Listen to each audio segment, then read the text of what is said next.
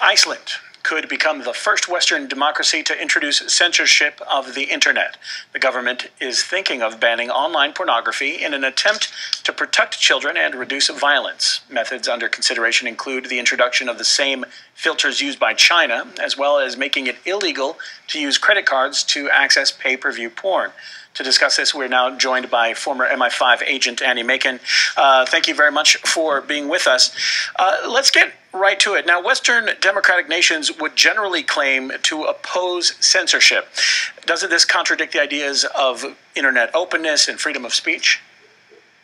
Well, very much so. Of course, I do understand that all parents want to protect their children from violent pornography, which can be easily accessible on the internet. But there are two arguments against this. The first one being, as you mentioned, the Chinese government tries to crack down on the internet, and even there, geeks and hacktivists always find a way to tunnel around whatever controls they can put in.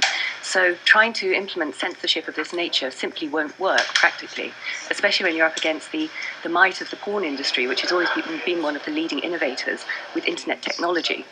But the second one is a more moral point of view, which may sound surprising when we're talking about trying to censor thought.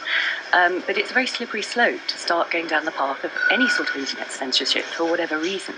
Because, of course, once you're in a position where authorities can look into what is being passed down the wires and then choose to block whatever they want, be it violent porn to begin with, then of course they have the tools to look into other communications and block other things in the future. So it's a very slippery slope on the civil liberties front to begin to go down. Now, about that slippery slope, let's go down the rabbit hole, if you will. If Iceland does introduce this ban, what effect will this have on the rest of the world?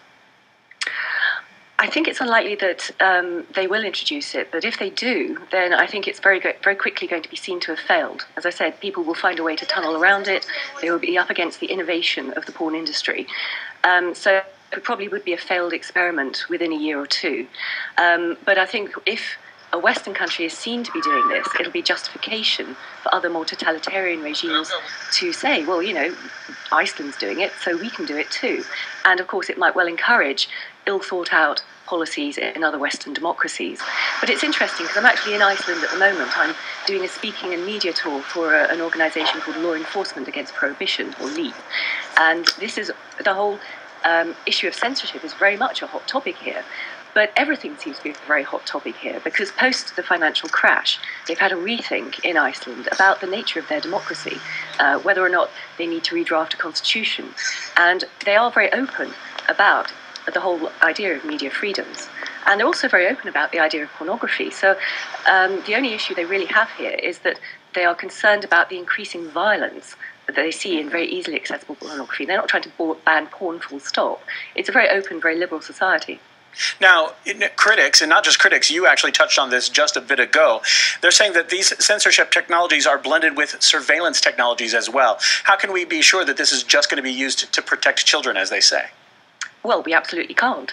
I mean, the issue of paedophilia, the issue of porn, and the issue of terrorism has always been used to justify any sort of attempt at censorship and a crackdown on the freedoms of the internet. And this is crucial for the development of the global society.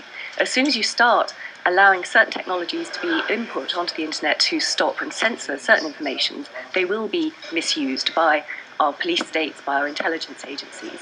And as soon as we are aware that the internet is being censored and we might be being watched or monitored at all times, then we start to self-censor as well. We will not download books or information as freely as we might in case it might be deemed to be radical or subversive and we go onto some domestic extremist hit list. And then, of course, we self-censor what we say on the internet as well. So it'd be very quick to slide into some sort of Orwellian Big Brother dystopia. I mean, we'd probably slide down that rabbit hole faster than any of us could say Aaron Schwartz. Well, we appreciate your thoughts on the subject. Interesting from your perspective as well, and being in Iceland. Thank you very much, Annie Macon, former agent for MI5.